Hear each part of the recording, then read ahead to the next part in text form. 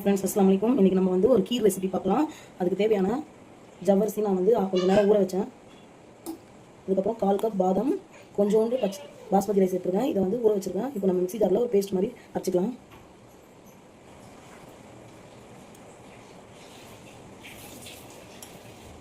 இந்த மாதிரி நல்லா பேஸ்ட்டாக அரைச்சிக்கலாம். ஆல்ரெடி நான் 1 லிட்டர் பாலை வந்து நல்லா கொதிக்க வச்சுட்டேன். நான் தண்ணியும் சேர்க்கல. நீங்கள் தண்ணி சேர்க்காதீங்க, அது அப்போ தான் க்ரீமியாக இருக்கும். இப்போ நம்ம ஊற வச்ச ஜவ்வரிசி அதில் சேர்த்துக்கலாம். அரைச்சி வச்ச பேஸ்ட்டும் சேர்த்துக்கலாம். நம்ம ரைஸ் போட்டுருக்கிறதுனால கொஞ்சம் நேரம் வேகணும். நம்ம மிக்ஸ் பண்ணிகிட்டே இருக்கலாம், இல்லைனா வந்து அடி பிடிச்சிரும். நான் கொஞ்சம் ஒரு பிஞ்ச் அளவுக்கு குங்குமப்பூ சேர்த்துக்கிறேன். இது ஆப்ஷனல் தான், உங்கள்கிட்ட இருந்தால் சேர்த்துக்கோங்க, இல்லைனா வேண்டாம். பாருங்கள், இப்போவே எவ்வளோ திக்காக ஆகிடுச்சு. நம்ம அதில் பாதமும் ரைஸும் போட்டதுனால கொஞ்சம் கொஞ்சம் திக்காகிட்டே இருக்குது. அது வந்து வெந்து வரணும் ரைஸு. இன்னும் கொஞ்சம் நேரம் கிண்டி விட்டுட்டே இருங்க, இல்லைனா அடி பிடிக்கும். நான் வந்து 3/4 கப் சுகர் சேர்த்துக்கிறேன். சுகர் பார்த்து சேர்த்துக்கோங்க. அது ரெடி ஆகிடுச்சு. நம்ம அதுக்கு ஒரு தாளிப்பு கொடுத்துக்கலாம்.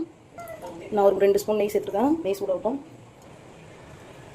3 ஏலக்காய் வெடிச்சு வச்சுருக்கேன், அது போட்டுக்கிறேன். நட்ஸும் அதுக்கப்புறம் காஞ்ச தேங்காவும் அரைச்சி வச்சுருக்கேன், அதையும் போட்டுக்கிறேன்.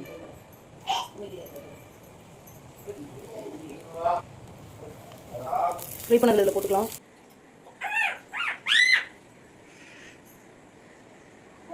ஓகே ஃப்ரெண்ட்ஸ், ரைஸ் ஜவ்வரிசி போட்டு ஒரு கீர் ரெசிபி கண்டிப்பாக சூப்பராக இருக்கும். ப்ளீஸ் ட்ரை பண்ணுங்கள், சப்ஸ்கிரைப் பண்ணுங்கள். பாய்.